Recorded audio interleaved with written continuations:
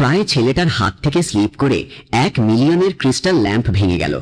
সে পালানোর পথে ছিল, কিন্তু সামনে বাড়ির মালিকের সঙ্গে মুখোমুখি হয়ে গেল।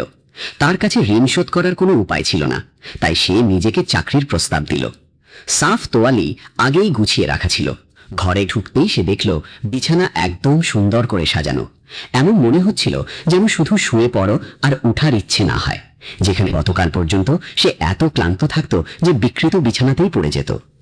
এই কাজটা আসলে ওই ধনী মেয়েটার মন ছুঁয়ে গেল। তবে তখনই তার একটা অদ্ভুত অনুভূতি হলো, এই লোকটা মেকআপ নামানো কোথা থেকে শিখল। তারপর দুজনে মিলে সুপারমার্কেটে গেল, কিন্তু ওখানে মেয়েরা ওই ছেলেটার সাথে বারবার ফ্ল্যাট করছিল। সেখানে গিয়ে দেখা যায় অন্যান্য তরুণীরা এবং এমনকি সুপারমার্কেটের কর্মীরাও যুবকটির দিকে মুগ্ধ হয়ে তাকিয়ে আছে। এগিয়ে খেয়ে নারীটির মনে কিছুটা হিংসা হয়।